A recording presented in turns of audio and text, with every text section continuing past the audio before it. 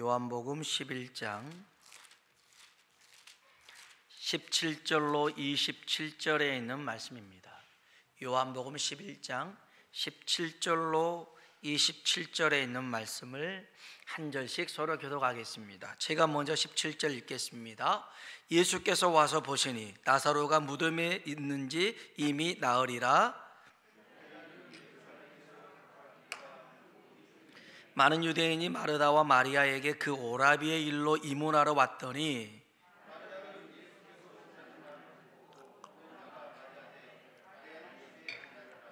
마르다가 예수께 여짜오되 주께서 여기 계셨더라면 내 오라버니가 죽지 아니하였겠나이다.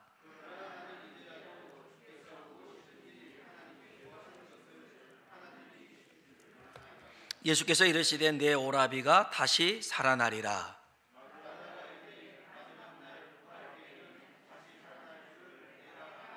예수께서 이르시되 나는 부활이요 생명이니 나를 믿는 자는 죽어도 살겠고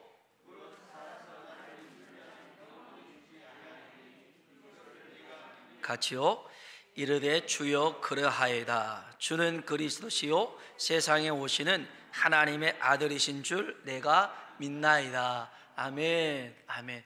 우리 서로 한번 인사할까요? 하나님의 은혜가 당신에게 임하기를 원합니다. 하나님의 은혜가 당신에게 임하기를 원합니다. 한 번 더요. 하나님이 당신에게 복 주시기를 원합니다. 하나님이 당신에게 복 주시기를 원합니다. 아멘. 예수님께서 요단강 건너편 그 동쪽에 있을 때 긴급한 연락을 받습니다. 마르다와 마리아에게서 온 연락이었는데요. 주님이 사랑하시는 나사로 오빠가 병들었다라는 거였습니다. 위독한 상태니까 빨리 와서 고쳐주셨으면 좋겠다, 이런 내용이었습니다.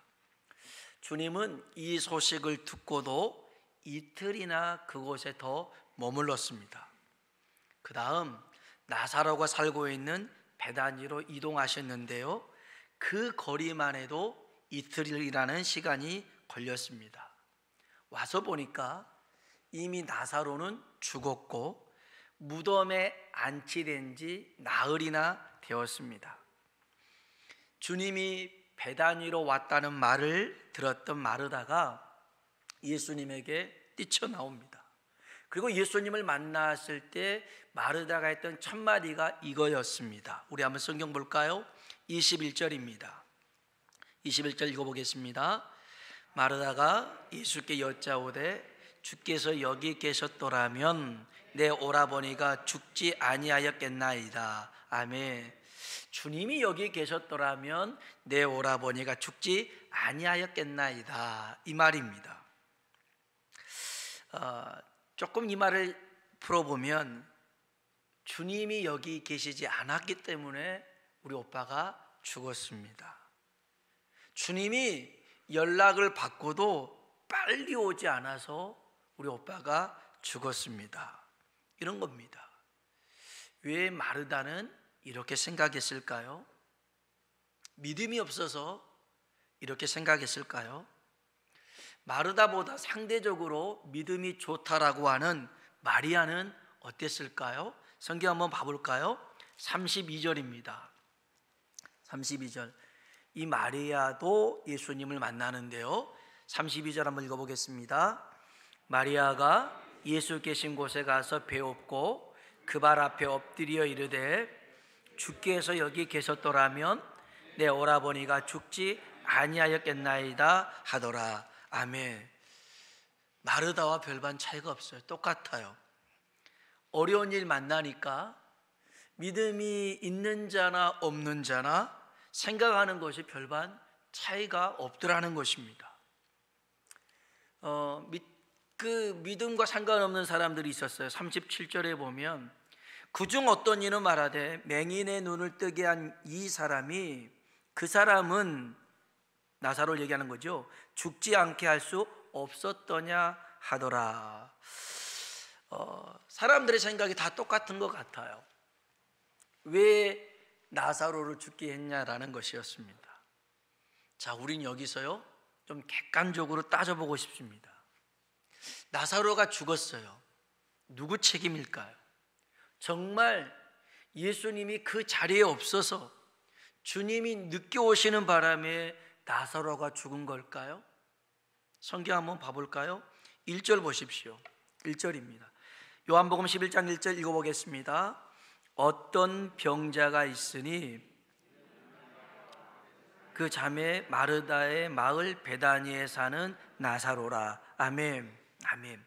어떤 병자가 있었어요. 나사로가 병에 걸린 거예요.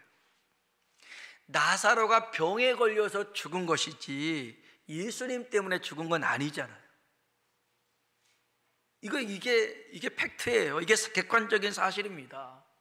예수님 때문에 죽은 게 아니고요, 나사로가 병들어서 죽은 겁니다. 그런데도 우리는 왜 예수님 때문이라고 말하는 줄 아세요? 여기 한번 2절 한번 보세요. 2절 읽어봅시다. 11장 2절입니다. 이 마리아는 향유를 주께 붓고 머리털로 주의 발을 닦던 자요, 병든 나사로는 그의 오라버니더라. 아멘. 이 마리아가 예수님께 향유 옥합을 깨서 부었던 여인이라는 거예요. 300데나리온 3천만 원이나 되는 돈, 그 큰 것을 예수님께 헌신했어요. 주님께 이렇게 귀한 헌신을 했으니까 주님이 와서 도와줘야 되는 거 아닙니까? 우리는 이런 생각을 갖습니다. 또 3절 한번 볼까요? 3절 읽어보겠습니다. 이에 그 누이들이 예수께 사람을 보내어 이르되 주여 보시옵소서, 사랑하시는 자가 병들었나이다 하니, 주님이 이 나사로뿐만 아니라 이 마르다 마리아도 사랑했거든요. 5절에 보면 예수께서 본래 마르다와 그 동생과 나사로를 사랑하시더라. 아니, 주님이 사랑한 사람이라면 와서 도와줘야 되는 거 아닙니까? 와서 살려줘야 되는 거 아닙니까? 근데 왜 예수님 안 오셨어요? 왜 예수님 늦게 오셨어요? 이건 예수님 때문에 우리 오빠가 죽은 거예요 라는 생각을 갖습니다. 맞는 생각입니까? 우리는 객관적으로 생각해 볼 필요가 있습니다. 정말 예수님 때문에 이 나사로가 죽었는지, 아니면 나사로가 병 때문에 죽었는지 우리는 생각을 해봐야 됩니다. 우리는 우리의 모든 것을 하나님 탓으로, 주님 탓으로 돌릴 때가 있습니다. 내가 실수한 겁니다. 내가 잘못했습니다. 그럼에도 우리는 뭐라고 그러냐면 주님이 도와주지 않았기 때문에 그런 것이죠. 내가 넘어진 것은요, 주님이 넘어지지 않도록 붙잡아 주지 않았기 때문에 넘어진 거예요 라고 말을 합니다. 이 얼마나 기가 막힌 소리입니까? 한 번은 아침에 사모님이 일어나더니 다쳐가지고 저보고 사과하세요 그러는 거예요. 자고 일어나서 내가 뭘 잘못, 사과하세요. 그래서 내가 잠자다가 이렇게 막 쳤나 어쨌나 막 별 생각이 들어서 사과하라니까 사과했어요. 미안하다고. 그랬더니 왜 그러냐고. 꿈엔 자기를 괴롭혔대요, 내가. 근데요, 이게 그 딸에게도 똑같더라고요. 큰애도요, 갑자기 잠을 자고 일어났더니 아빠 사과하라는 거예요. 왜? 그냥 사과했어요. 또 꿈에 내가 자기를 괴롭혔다라는 거예요. 이야, 모존유전이더라고요. 모존유전이. 기가 막히죠. 아니, 제가 뭘 잘못했길래, 꿈속에서 제가 나타난 것도 아닌데, 내가 뭐 잘못한 것도 아닌데 이런 일을 하면 참 기가 막힙니다. 근데 여러분 생각해 보세요. 이와 비슷한 얘기가 지금 이 얘기예요. 주님이 우리 보고 가지 마라 아주 신신당부를 했어요. 근데 우린 기어코 가요. 거기서 깨졌어요. 넘어졌어요. 마음이 상했어요. 그 다음에 주님께 뭐라고 그래요? 왜 주님 안 막으셨어요? 주님이 가지 말라고 했는데 갔어요. 왜 붙잡지 않으셨어요? 자기가 갔는데 왜 붙잡지 않았냐는 거예요. 우리는 이렇게 말한 경우가 있어요. 주님, 선악과 따먹을 줄 알았다면서요. 그러면 아예 만들지 말지요. 이렇게 얘기를 합니다. 그건 따먹은 우리의 잘못이 아니라 하나님의 잘못이에요 라고 얘기합니다. 정말 선악과를 따먹게 만든 하나님의 잘못일까요? 아니면 선악과를 따먹지 마라, 먹는 날에는 반드시 죽는다 라고 했음에도 불구하고 따먹었던 사람의 잘못 아닐까요? 고린도전서 10장 9절에 보면 이런 말씀이 있습니다. 그들 가운데 어떤 사람들이 주를 시험하다가 뱀에게 멸망하였나니 우리는 그들과 같이 시험하지 말자. 하나님을 시험하지 말자라는 겁니다. 한번 따라합시다. 하나님을 시험하지 말자. 아멘. 하나님을 시험하지 말래요. 이 고린도전서 10장 9절에 있는 말씀은 민수기 21장을 배경으로 한 말씀이었어요. 민수기 21장을 보면 이스라엘 백성들이 이제 가나안 땅을 향해 가는데 에돔이라는 나라를 통과하면 하루 이틀이면 갈 수 있어요. 빨리 갈 수 있어요. 근데 에돔 왕이 싫다, 오면 니네 가만히 두지 않을 거야, 이렇게 강하게 나오니까 하루 이틀이면 갈 길을 한 달이나 걸려서 더 길게 돌아가야만 됐어요. 또 그 땅도 막 광야 막 이렇게 안 좋은 땅이었어요. 그러다 보니까 더 힘들어졌고 어려워지니 마음이 상했어요. 뭐가 상했다고요? 마음이 상했어요. 성경에도 마음이 상했다고 나왔어요. 그 상한 마음에 그들이 하나님을 원망합니다. 모세를 원망합니다. 왜 우리를 외국에서 인도에 내서 이 광야에서 죽게 하느냐? 먹을 것도 없다, 마실 물도 없다, 이 하찮은 음식 만나보고 하는 소리예요. 얼마나 맛있었으면 만나 그랬겠어요. 그런데 이제는 마음이 상해 놓으니 이 하찮은 음식이라는 거예요. 이제는 질렸다는 겁니다. 왜 이런 소리 합니까? 마음을 지키지 못해서 그래요.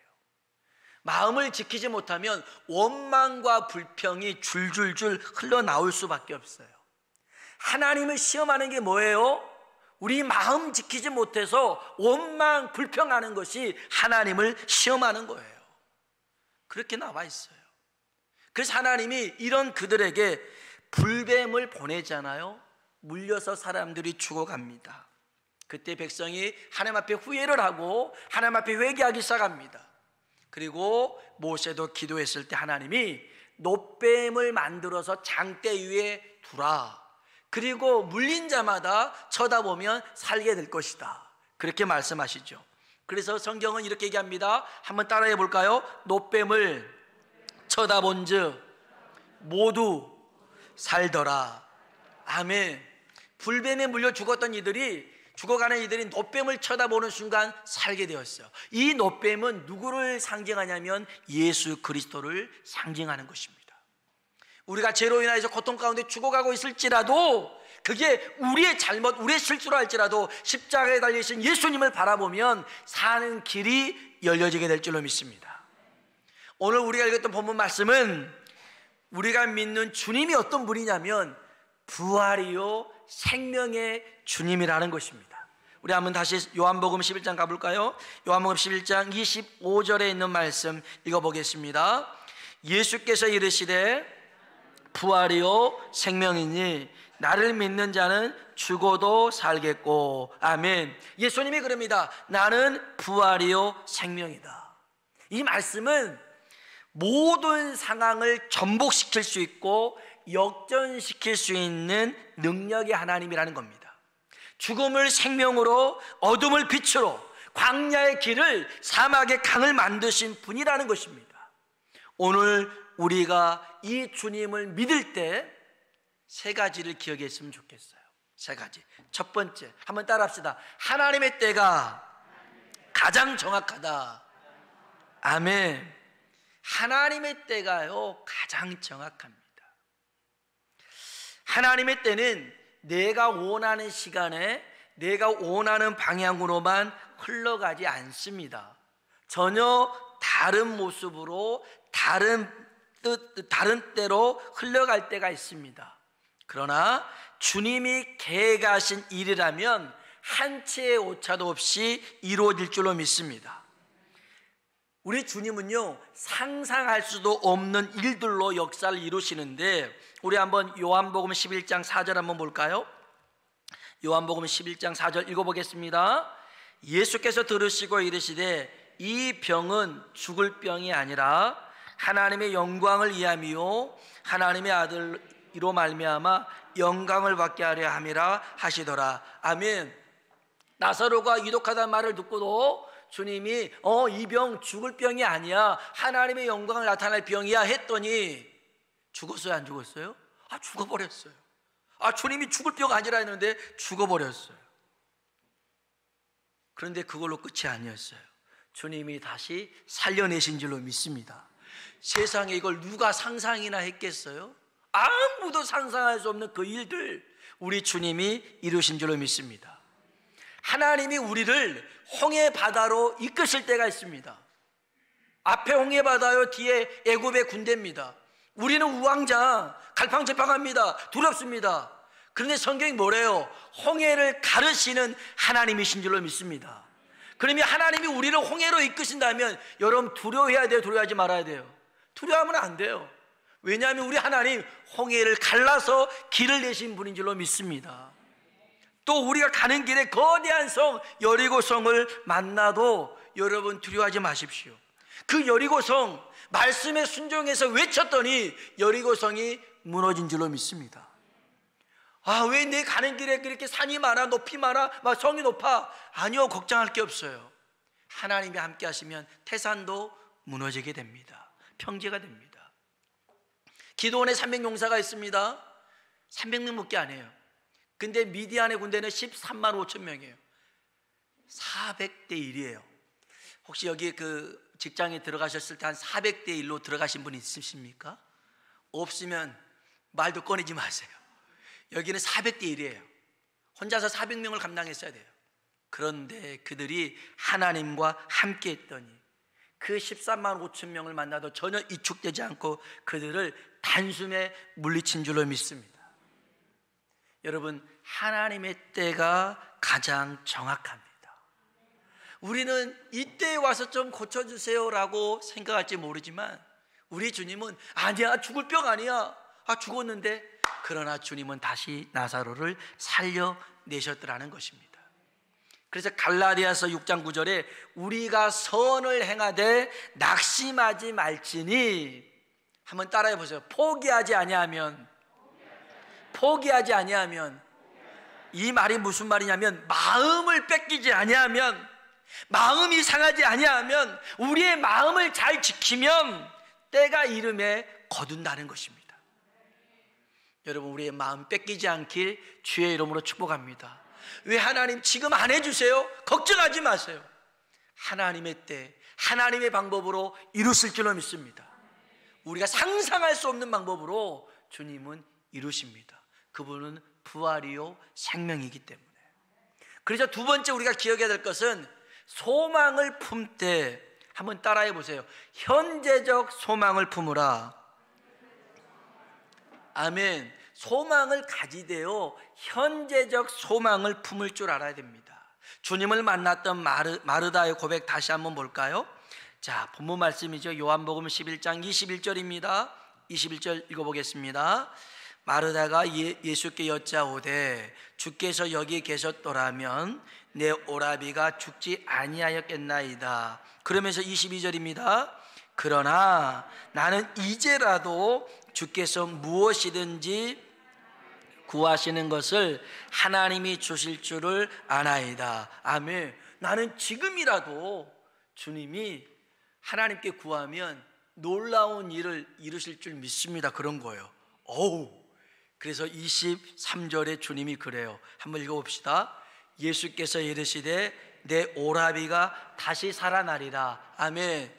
내 오라비가 다시 살아나리라는 말은 현재 살아난다라는 거예요? 나중에 살아난다는 거예요?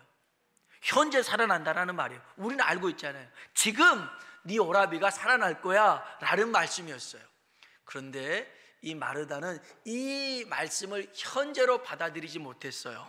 한번 24절 볼까요? 24절 읽습니다. 마르다가 이르되 마지막 날 부활 때에는 다시 살아날 줄을 내가 아나이다. 아멘. 네, 맞아요, 주님. 그래, 우리 오빠 살아나겠죠. 나중에는 살아날 거예요. 그래요, 주님. 이런 거였어요. 그때 주님이 이런 말씀을 하시잖아요. 자, 25절 26절입니다. 예수께서 이르시되 나는 부활이요 생명이니 나를 믿는 자는 죽어도 살겠고 무릇 살아서 나를 믿는 자는 영원히 죽지 아니하리니 이것을 내가 믿느냐. 아멘. 이것을 내가 믿느냐라는 겁니다.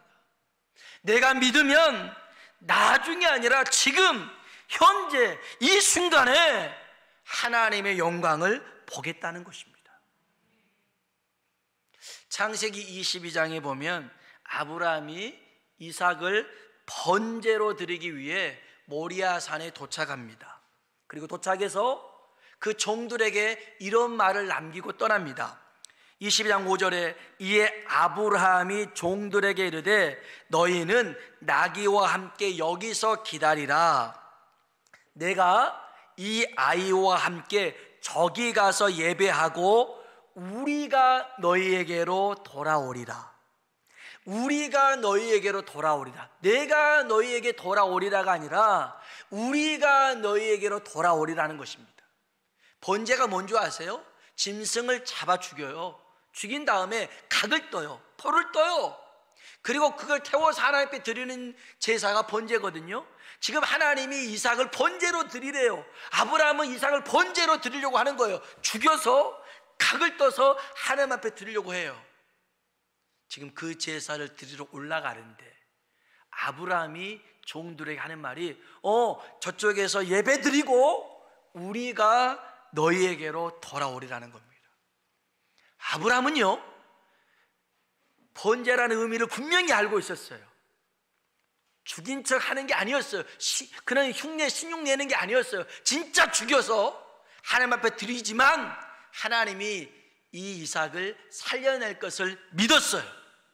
아멘.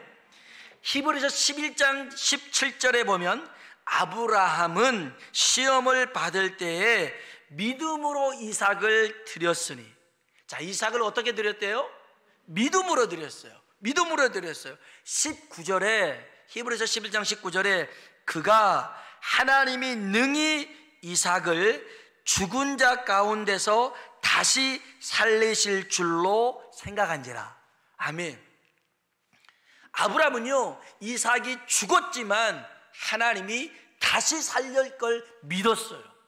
이 믿음을 가지고 번제를 드렸더라는 거예요. 여러분, 부활의 믿음은 현재의 소망을 품게 만듭니다. 현재의 소망을 품었던 아브라함은 이삭을 하나님 앞에 바치라 할 때도 주저없이 실행하려고 합니다. 그래서 그 칼을 이삭의 심장에 찌르려고 하는 순간 다급히 막으셨던 분이 하나님이에요. 아브라함아, 아브라함아, 그만. 그 아이에게 손대지 마라. 이렇게 말씀하셨던 분이 하나님이셨어요. 사랑하는 성도 여러분, 하나님은 나중에 먼 미래에 역사하시는 분이 아닙니다.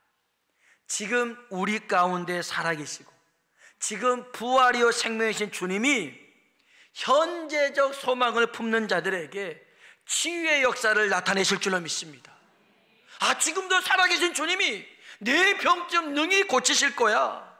그런 믿음 갖는 자에게 역사하십니다. 하나님, 내 삶이 회복되기를 원합니다. 부활이요 생명이신 주님, 이 시간 역사해 주십시오. 그러면 주님이 지금 역사하십니다. 먼 나중이 아닙니다. 지금도 주님은 우리의 삶에 축복의 물꼬를 터뜨리실 줄로 믿습니다. 그래서 찬송가도 있잖아요. 살아계신 주 나의 참된 소망 걱정 근심 전혀 없네. 사랑의 주 내 갈 길 인도하니 내 모든 삶의 기쁨 늘 충만하네. 아멘. 살아계신 주입니다. 살아계신 주. 우리가 살아계신 주를 믿는다면, 그분이 내 삶의 소망이 된다면 우리는 더 이상 걱정할 필요 없습니다. 염려할 필요 없습니다. 주님이 우리의 길을 이끄시고 책임지실 줄로 믿습니다. 그래서 여러분, 먼 나중에 하나님 축복하시겠지, 먼 나중에 하나님께서 일하시겠지, 아니요! 지금 이 순간에도 주님이 우리 가운데 일하심을 믿으시기 바랍니다. 이런 현재적 소망을 품는 우리 모두가 되길 주의 이름으로 축복합니다. 끝으로 세 번째입니다. 그 첫 번째로는 우리가 하나님의 때가 가장 정확하고요, 두 번째 우리가 현재적 소망을 품어야 되고요, 세 번째로는 한번 따라합시다. 절망의 돌문을 옮겨라. 아멘. 절망의 돌문을 옮겨야 됩니다. 우리 한번 성경 한번 볼까요? 38절입니다. 예수님께서 나사로의 무덤 앞에 섰습니다. 자, 38절입니다. 읽어볼까요? 이에 예수께서 다시 속으로 비통히 여기시며 무덤에 가시니 무덤이 굴이라 돌로 막았거늘. 무덤이 굴이어서 돌로 된 이런 묘였는데, 우리처럼 매장이 아니라 이게 뚫어서 이렇게 안치시키는 건데요, 거기를 돌문으로 딱 막아놨습니다. 그때 주님이 말씀하시는 게 39절 보십시오. 읽어보겠습니다. 예수께서 이르시되 하시니 그 죽은 자의 누이 마르다가 이르되 주여 나흘이 되었음에 벌써 냄새가 나나이다. 아멘. 아멘. 주님이 왜 돌문을 옮기라고 하셨을까요? 나사로는 살릴 수 있으나 돌문은 못 옮기시는 주님이라서 그러실까요? 생각해 보세요. 나사로 살리는 게 쉽겠어요? 돌문 옮기는 게 쉽겠어요? 이까지 돌문 뭐 어렵겠어요? 쑥 이렇게 옮기면 되지. 나사로는 죽었잖아요. 벌써 나흘이나 됐고요, 썩어서 냄새가 나기 시작한 그 나사로입니다. 그러면 나사로를 살릴 수 있는 주님은 그냥 주님이 돌문 쓱 옮겨놓고 나사로 살아나라 이러면 될 것인데, 돌문은 우리 보고 옮기래요. 우리 보고 옮기래요. 주님이 해주지 않았어요. 마르다가 뭐라고 그래요?